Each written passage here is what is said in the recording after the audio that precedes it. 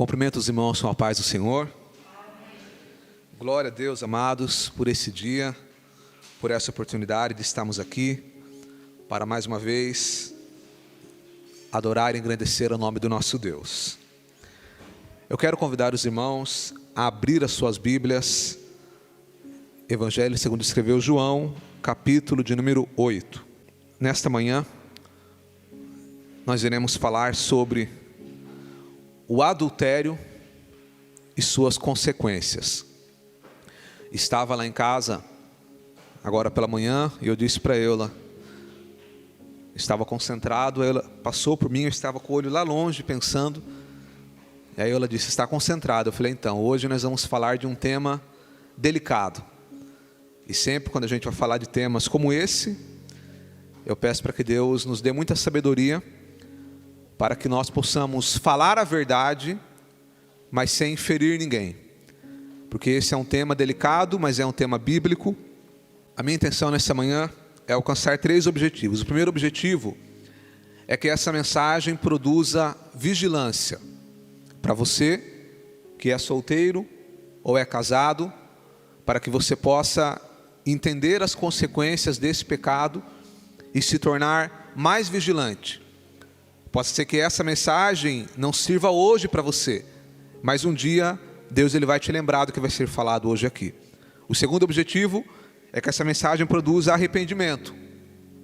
Para você que talvez vai ouvir essa mensagem nas redes sociais, ou está ouvindo, e se você talvez está vivendo nesse pecado, você possa se arrepender e entender que há perdão de Jesus para você.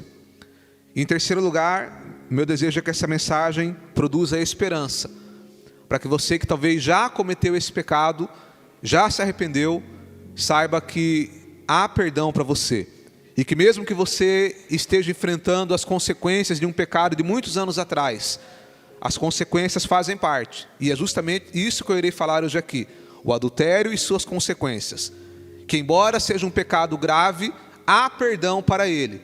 Porém, as consequências desse pecado, muitas vezes elas permanecem. Mas mesmo que você esteja enfrentando as consequências, saiba que há esperança. Porque há perdão, Jesus já perdoou o seu pecado e Ele vai te dar graças para ir até o fim. Então eu quero ler com os irmãos esta manhã, João capítulo 8, versículo 3. E os escribas e fariseus trouxeram-lhe uma mulher apanhada em adultério. E pondo-a no meio, disseram-lhe, mestre, esta mulher foi apanhada no próprio ato adulterando. E na lei nos mandou Moisés que as tais sejam apedrejadas. Tu, pois, que dizes? Isso diziam eles, tentando-o, para que tivessem de que o acusar. Mas Jesus, inclinando-se, escrevia com o dedo na terra. E como insistissem, perguntando-lhe, endireitou-se e disse-lhes, aquele que dentre vós está sem pecado, seja o primeiro que atire pedra contra ela. Somente até aí. Amados, os irmãos sabem que nós estamos numa série de mensagens no Evangelho de João, e hoje nós chegamos aqui no capítulo 8, e como eu sempre digo para os irmãos, o benefício de você estudar a palavra dessa forma que nós fazemos aqui, estudando um livro sem pular nenhuma parte, é que nós observamos todo o conselho de Deus, nós observamos tudo o que a palavra fala, independente se é um assunto que nos confronta ou não. E hoje nós estamos aqui no capítulo 8, que é um capítulo que tem uma mensagem de grande importância para nós. Um assunto que faz parte da vida, faz parte da sociedade. Nós vemos aqui a história, aliás, na semana passada nós meditamos sobre a palavra que Jesus disse, se alguém tem sede, que venha a mim e beba. Ele disse isso estando em Jerusalém, numa grande festa que estava havendo naquela cidade. E essa passagem do capítulo 8 está dentro desse contexto. Ou seja, possivelmente Jesus estava ainda em Jerusalém, havia ali uma grande quantidade de pessoas, e agora os fariseus e escribas, que eram os líderes religiosos daquela época, é como se fosse hoje o pastor, o bispo, o padre, eles pegam então uma mulher que estava cometendo o ato de adultério, pegam essa mulher e levam até Jesus. Nós sabemos que o adultério é o ato de infidelidade conjugal. É quando uma pessoa casada se envolve com outra pessoa. Então esta mulher, ela é pega no ato de adultério. E eles levam ela até Jesus, para que Jesus determinasse um julgamento para aquela mulher. Eles chegam até Jesus e dizem: mestre. O importante é que quando eles falam a palavra mestre, não é porque eles respeitavam Jesus. Na verdade, é porque eles queriam pegar Jesus. Quando eles falam mestre, é porque eles estavam dizendo assim: já que você se diz o mestre, julga então esta situação. E eles dizem mestre com hipocrisia, né? Mestre, esta mulher aqui foi pega no ato de adultério. E na lei de Moisés, na lei de Deus, dada a Moisés, dada por intermédio de Moisés, diz que esta deve ser apedrejada. Tu, pois, o que dizes? O interessante é que quando eles dizem, na lei de Moisés, diz que ela deve ser apedrejada, essa é uma meia verdade. Porque na lei dizia que quando alguém fosse pego no ato do adultério, ambos deveriam ser apedrejados, o homem e a mulher. Mas aqui eles dizem, a lei que diz que ela deve ser, mas não, era para os dois estar ali, tendo em vista que ela não estava sozinha no ato, mas o homem eles deixaram de lado, e agora trazem a mulher. Isso por si já é uma demonstração da injustiça deles, que na verdade eles não queriam fazer justiça, eles não queriam observar a lei. Na verdade o que eles queriam era induzir o Senhor Jesus a cometer um erro. Que erro que eles queriam? É simples, eles falam, a lei diz que ela deve ser apedrejada, e agora o Senhor Jesus está numa situação difícil, porque se ele dissesse, tudo bem, a lei diz que ela deve ser apedrejada, então vamos apedrejar ela, certamente eles iam pegar o Senhor Jesus e iriam levar ele até as autoridades romanas, porque naquela época Israel estava sob o domínio de Roma, e quando Roma dominava uma cidade ou um país, Roma até permitia que aquele país mantivesse a sua cultura e religião. A única coisa que Roma não autorizava era a pena capital. Ou seja, que aquele país que estava sob o domínio de Roma matasse alguém. Então antes deles matarem, eles teriam que levar até as autoridades romanas e julgar aquela pessoa. É por isso que quando eles prendem Jesus lá na frente, eles levam Jesus até a autoridade romana, para que ela autorizasse a sua crucificação. Então, eles levam até Jesus, Jesus falasse, vamos apedrejar ela. Eles pegam Jesus, levam até os romanos e falam, está vendo aqui? Esse daqui é rebelde, ele está querendo desobedecer às leis romanas. Agora, se por outro lado Jesus falasse assim, não apedreje ela, eles iriam falar, então você não é o Messias, você é um falso profeta. Porque o profeta, ele iria honrar a lei de Moisés, e você está desobedecendo. A própria palavra diz que Jesus disse, eu vim para cumprir a lei. Eu já falei para os irmãos isso alguns meses atrás. Então Jesus, se ele falasse apedreja, eles iam falar, você vai ser preso.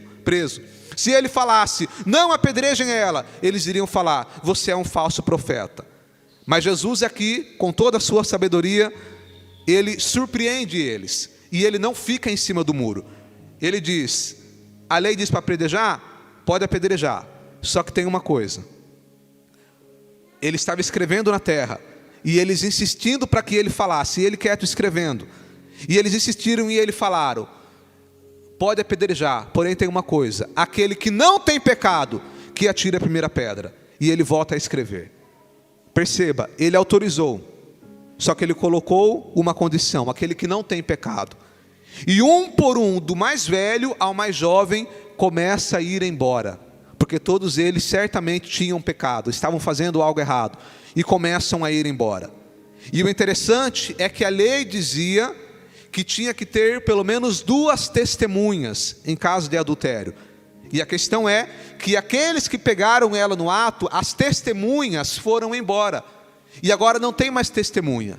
Então se não tem mais testemunha, o julgamento se torna improcedente. não pode continuar, porque não tem testemunha. E é por isso que lá no versículo de número 10, e endereçando Jesus, não vendo ninguém mais do que a mulher, disse-lhe: mulher, onde estão aqueles teus acusadores? Ninguém te condena? Ou seja, não tem mais ninguém para te condenar. E aí no versículo 11 ele diz, e ela disse: ninguém, Senhor. E disse-lhe Jesus: nem eu também te condeno, vai-te e não peques mais. O julgamento daquela mulher não aconteceu, porque não tinha mais testemunhas, e ela foi embora. A grande questão aqui demonstra a misericórdia do Senhor Jesus. Eles tentaram provar o Senhor Jesus, tentaram tentar Ele, colocar Ele numa situação complicada, para que Ele ou desobedecesse a lei de Deus, ou desobedecesse a lei de Roma, mas Ele não fez nenhuma coisa nem outra. Ele permaneceu fiel à lei, Ele não desobedeceu a lei de Roma, mas Ele fez algo que eles se sentiram envergonhados e foram embora. Agora, quais lições que nós podemos aprender com esse texto? A primeira lição que eu aprendo aqui é sobre as consequências do adultério.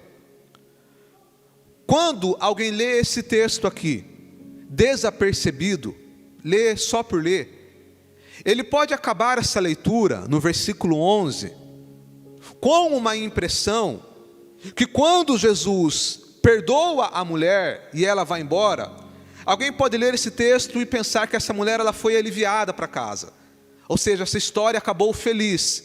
Mas não, essa história não acabou com um final feliz, porque quando Jesus fala para ela: eu também não te condeno, vai e não peques mais, essa mulher vai embora. Ela foi absorvida da morte, que ela iria morrer ali, mas as consequências do pecado dela teriam que ser enfrentadas. A história não acaba aqui. E por que eu quero mostrar isso para os irmãos essa manhã? Eu quero que você redobre a sua atenção, porque o mundo aí fora romantiza o adultério, romantiza a traição, através da música, através do cinema, através das novelas, através das séries. Eles colocam a traição de uma forma como se fosse algo normal, como se fosse algo que não tivesse consequências. Essa semana mesmo eu vi um vídeo de um comediante que ele ia na rua perguntando para alguém que já foi traído, e aí a pessoa falava, e aí eu não vou usar a palavra que eles usavam no vídeo, mas a pessoa falava: eu já fui traído, com orgulho, como se a traição fosse algo normal. Há algum tempo atrás eu estava vendo um filme em casa, e dificilmente a gente assiste um filme, amados, e quando assiste é muito comum que eu tire o filme nos 5 primeiros minutos, porque se eu vejo que não vai agregar nada, a gente tira.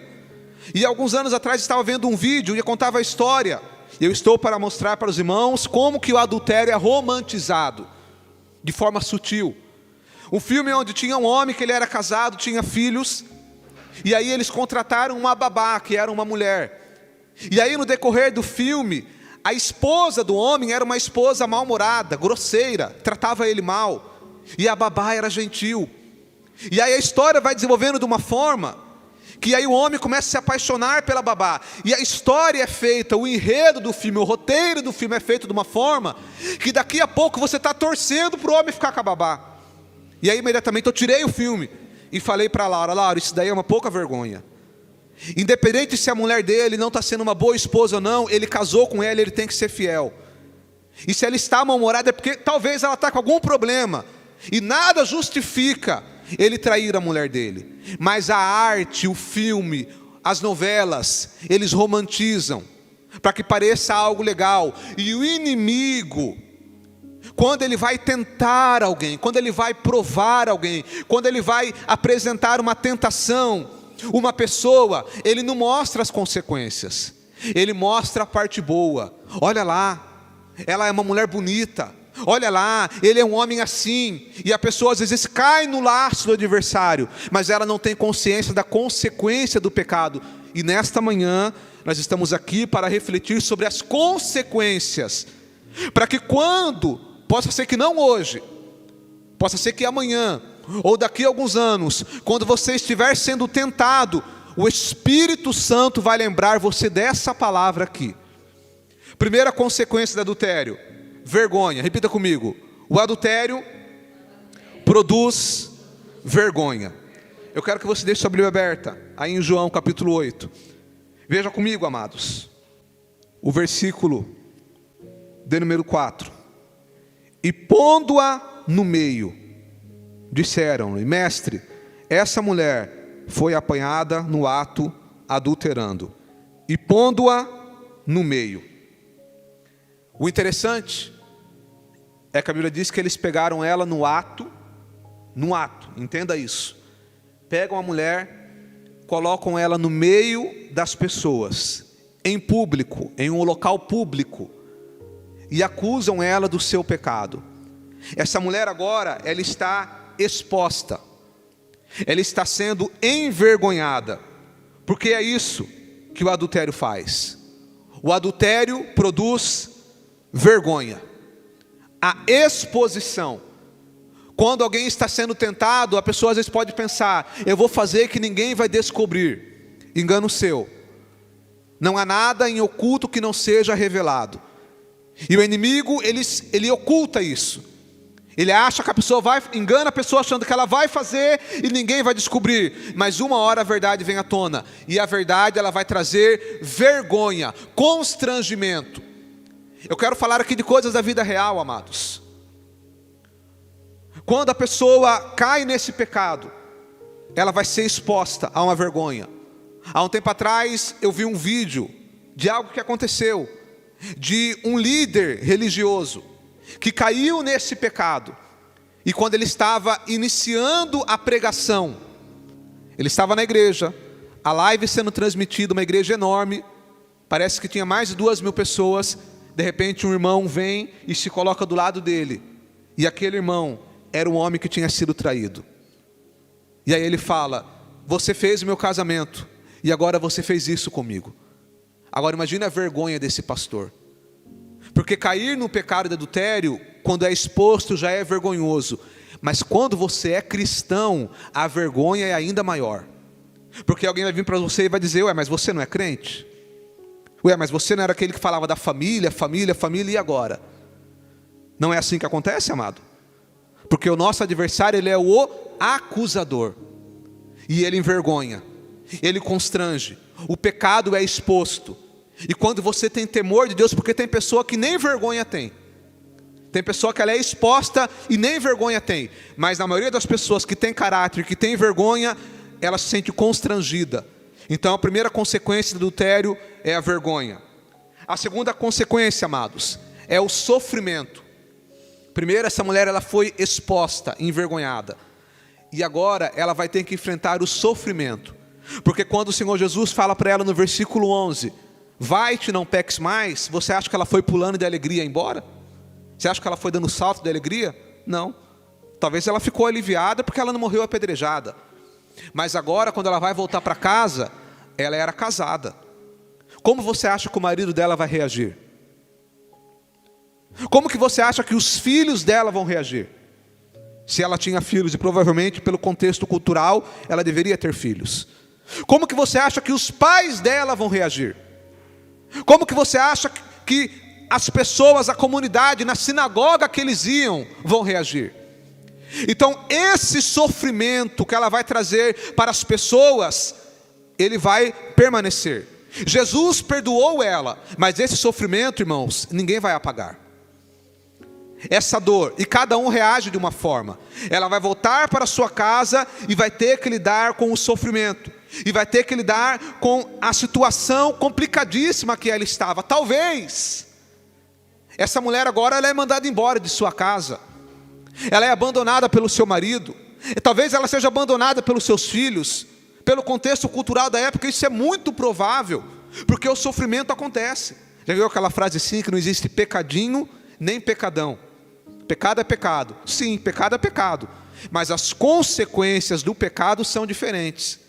E a consequência do adultério é uma das mais graves, porque não envolve apenas as duas pessoas que cometeram um erro, envolve a família, envolve a sociedade, envolve várias coisas, e é por isso que traz sofrimento. para as pessoas que estão próximo. A terceira consequência do adultério é a destruição da família. Quantos casamentos que eram casamentos saudáveis, que eram casamentos abençoados, e às vezes por causa de um momento de deslize, por causa de uma falta de vigilância, porque às vezes é assim, amado. Tem pecado que é premeditado, tem pecado que a pessoa vai pensando, vai amadurecendo até que cai. Tem outros que não, tem outros que é de uma hora para outra. É um momento de falta de vigilância, é a pessoa colocada numa situação tentadora, num dia que ela estava sem vigiar, e ela cai e comete o pecado, e aí vem a consequência. Muitas vezes, quando há perdão, e nós como igreja sempre vamos estimular o perdão, embora seja difícil, mas nós sempre vamos estimular que a pessoa traída perdoe, caso o outro se arrependa.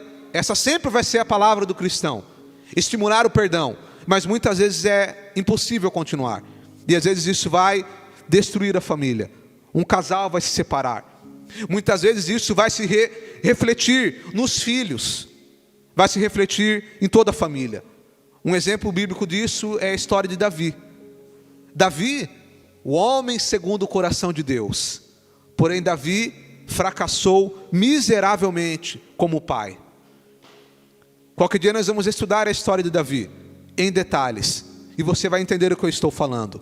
Quando Davi comete aquele pecado, adulterando, depois arma o homicídio do homem, do esposo da mulher. Quando o pecado dele é descoberto, ele tem que enfrentar as consequências. E uma das consequências, amados, é que a família de Davi virou uma bagunça. Um filho dele violentou a própria irmã. Um outro filho dele se levantou contra o próprio pai, Absalão. Absalão traiu Davi, e a Bíblia diz que ele pega as mulheres do seu próprio pai e tem relação com elas no terraço do palácio. Foi uma destruição na família, porque Davi agora ele perdeu o respeito diante dos seus filhos, e agora causou essa destruição. Então o adultério causa isso. E a terceira consequência do adultério, muitas vezes, é a violência. Porque quando esta mulher é levada até Jesus, eles iriam apedrejar ela, ela iria ser morta. Mas trazendo para o nosso contexto atual, muitas vezes a pessoa traída, ela perde a cabeça, acaba agredindo o outro ou a outra, e muitas vezes até tirando a vida. Quantos casos acontecem na vida real? Não acontece ou não acontece, amado? De pessoas que são traídas e na hora da loucura ela acaba fazendo algo que não deveria, seja homem ou mulher. É mais comum com homens, quando ele é traído, ele acaba fazendo uma loucura, mas acontece com mulheres também. De às vezes a mulher traída, ela quer se vingar. E eu quero ler um texto com os irmãos sobre essa questão da violência, que o adultério muitas vezes produz violência. Abra sua Bíblia comigo em Provérbios capítulo 6. Preste muita atenção nessa leitura, irmãos. Provérbios capítulo 6, versículo 32. Aqui ele está falando do homem, mas serve para homem e mulher. Provérbios 6, 32. O que adultera com uma mulher é falto de entendimento. Destrói a sua alma o que tal faz. Achará castigo e vitupêndio, e o seu opróprio, ou seja, a sua vergonha, nunca se apagará. Lembra que eu falei da vergonha? Versículo 34.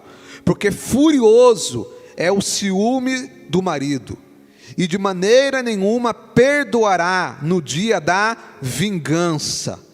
Nenhum resgate aceitará, nem consentirá, ainda que multipliques os presentes. Ele está falando aqui do dia da vingança. É óbvio que nós, como cristãos, jamais, em nenhuma hipótese, ainda que aconteça uma situação dessa, você deve perder o controle e ir para a violência física. Não faça isso. Mas infelizmente às vezes acontece. E infelizmente, como a própria Bíblia está dizendo, como Salomão está mostrando, isso é algo que acontece com mais frequência do que nós gostaríamos. Então é isso. O adultério produz vergonha, sofrimento, destruição da família e muitas vezes violência.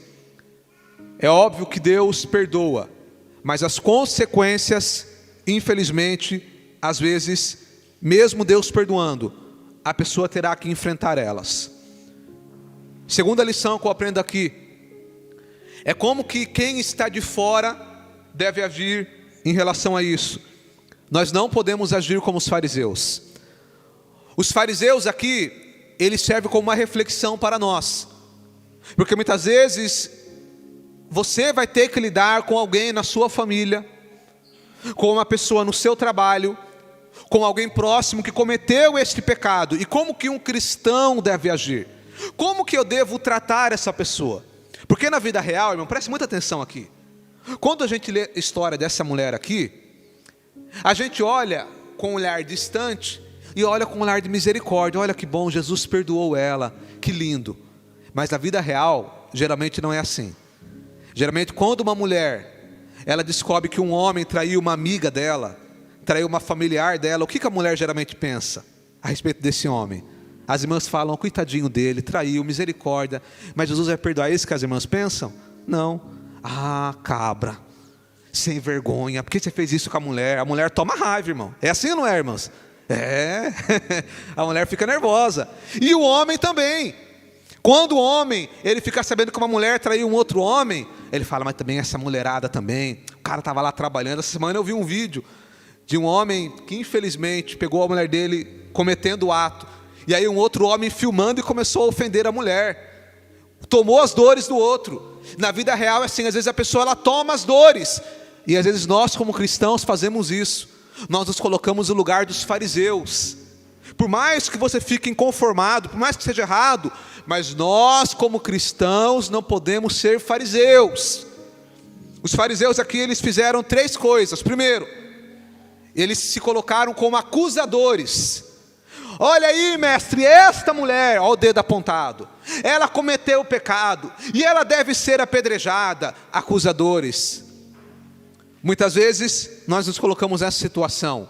Não quer dizer que eu não possa não ficar conformado com o pecado, mas eu tenho que tomar cuidado para mim não me tornar um acusador. Segundo o pecado dos fariseus aqui, eles se tornaram apedrejadores. Você sabe o que é o apedrejador? Eles iam apedrejar aquela mulher, irmão, até a morte. O apedrejador é aquele que quando alguém comete o pecado, ele quer terminar de matar a pessoa espiritualmente. Já que pecou, eu vou terminar de matar. Eu quero mais aquele desvio e vai para o mundo de vez, que morra espiritualmente. Não. Se alguém cometeu esse pecado, fique tranquilo. As consequências virão. Não precisa eu terminar de matar a pessoa. Eles tentaram apedrejar. Eles iam tentar matar aquela mulher de vez. E trazendo para a prática, apedrejar é quando alguém comete um pecado e nós como cristãos, ao invés de tentarmos ajudar a pessoa, nós queremos terminar de matar espiritualmente. Como em algum lugar por aí, numa denominação muito grande, que durante muitos anos, agora eles mudaram um pouco, mas durante muitos anos eles ensinaram que o adultério não tem perdão. E em muitos lugares a pessoa cometia esse pecado, ela era proibida de entrar na igreja. Agora eles mudaram um pouco porque começaram a levar processo. Alguns aqui sabem da denominação que eu estou falando. E aí então quando a pessoa caía, eles terminavam de matar, para fora da igreja. Fica aí na rua, você não tem mais salvação, é pecado de morte. E isso é totalmente antibíblico, totalmente incoerente com o evangelho. E um dia eu disse para um irmão, que é dessa denominação, eu falei, irmão, porque hoje eles mudaram, mas antigamente ensinavam. Irmão, mas vocês falam que o adultério não tem perdão, mas você já viu a passagem da mulher adúltera? Jesus perdoou ela. Aí olha a desculpa que ele me deu. Ah, mas isso daí foi antes de Jesus morrer. Depois que ele morreu na cruz, aí ele não perdoa mais. Eu falei, meu Deus do céu. Mas se antes dele morrer ele já perdoava, depois que ele morreu, então aí que ele perdoa mesmo. Porque ele pagou o preço na cruz do pecado. Então a Bíblia diz que o pecado que não tem perdão é a blasfêmia contra o Espírito Santo. Agora o adultério tem consequências, mas tem perdão. Então a gente não pode ser, irmão, apedrejador, né? Ah, esse daí não vale nada, é bom que morra mesmo e vá para o inferno. Não, irmão, misericórdia. Terceira atitude dos fariseus, eles quiseram ser juízes. Sabe o que é interessante, irmãos? Que quando Jesus fala, aquele que não tem pecado, que atira a primeira pedra, todos foram embora, só que ficou um ali, que não tinha pecado. Quem que é? Jesus podia apedrejar a mulher, mas ele não apedrejou. Ele era o único que tinha autoridade para julgar a mulher, mas ele não julgou, ele absorveu, ele perdoou. Ele deu uma outra chance. Mesma coisa é nós, amado. Toma cuidado quando alguém cometer esse pecado, para você não ser juiz. Lembra que eu falei para os irmãos o texto lá do não os julgueis, que significa que o cristão, ele não deve julgar pessoas. Nós não podemos julgar pessoas, nós podemos julgar ações. Olha, isso que você fez é errado, mas agora eu não posso já que você fez isso, você não vale nada e vai para o inferno. Eu estou condenando, estou julgando, e eu não posso fazer isso, porque eu também sou falho. Então, nós como igreja não podemos agir como os fariseus. E para finalizar, existe perdão para o pecado. O versículo 11 diz: nem eu te condeno, vai e não peques mais. Jesus perdoou aquela mulher. Ela foi para a sua casa e teve que enfrentar as consequências, mas ela foi perdoada. E o Espírito Santo está conosco, e eu falo essa palavra para você que está ouvindo aqui, e talvez esteja vivendo nesse pecado, ou talvez você já cometeu esse pecado há alguns anos, e o inimigo te acusa. Eu quero te dizer que há perdão para você. Jesus morreu para perdoar os pecados. E ainda que você esteja enfrentando as consequências, o importante, enfrente as consequências, o Espírito Santo vai te ajudar, mas o importante é que o teu nome está escrito no livro da vida. Porque quando a pessoa comete um pecado desse, amado, o inimigo vem soprar no ouvido dela e fala assim: já que você pecou, já que você errou, vai para o mundo de vez, não tem mais jeito para você. Mas a palavra de Deus para você é: não caia na cilada do inimigo.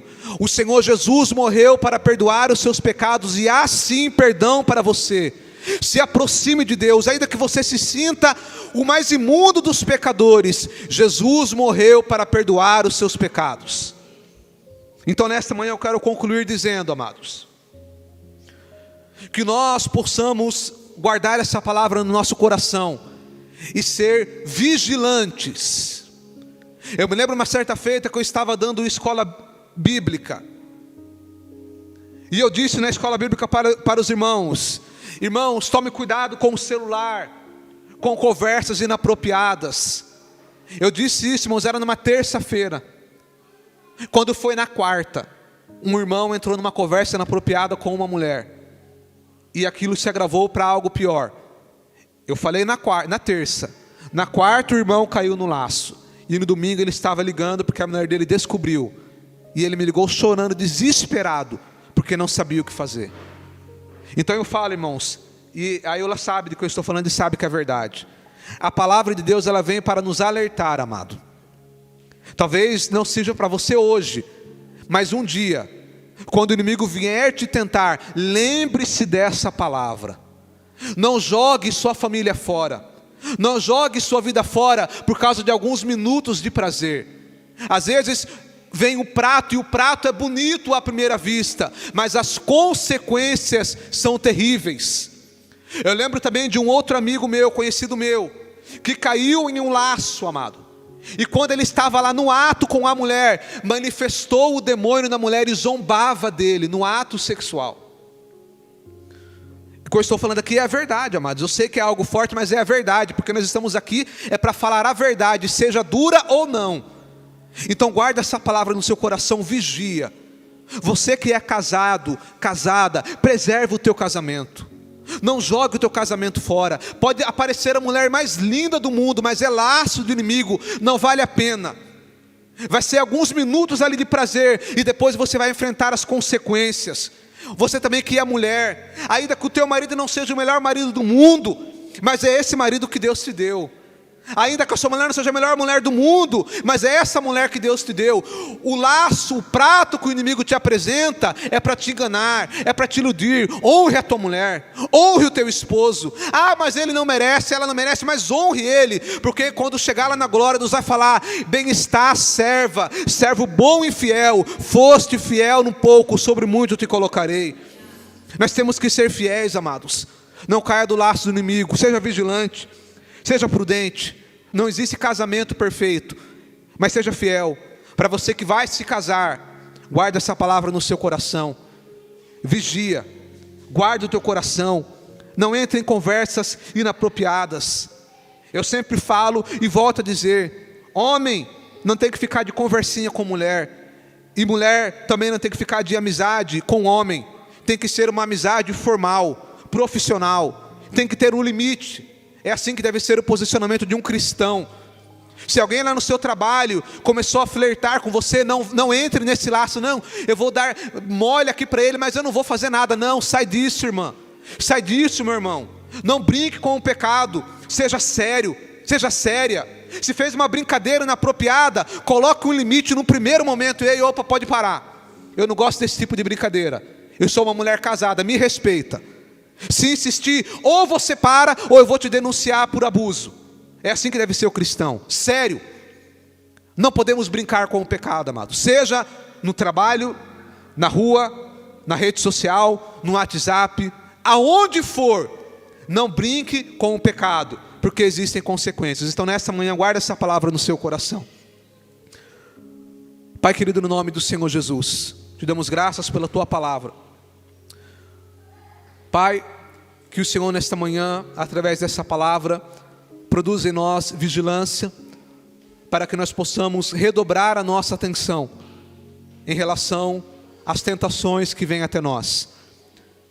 Que essa palavra produza arrependimento para aqueles que talvez estão vivendo nesse pecado, que a partir desse momento eles possam se arrepender, confessar o seu pecado e abandonar essa vida, sabendo que há perdão em Jesus.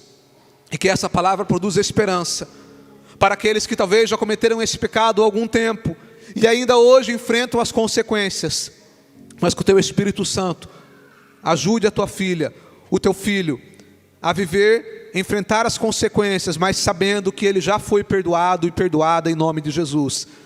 Pai querido, guarda a tua igreja, guarde o teu povo, que haja comunhão entre os casais, que haja reverência, que haja vigilância.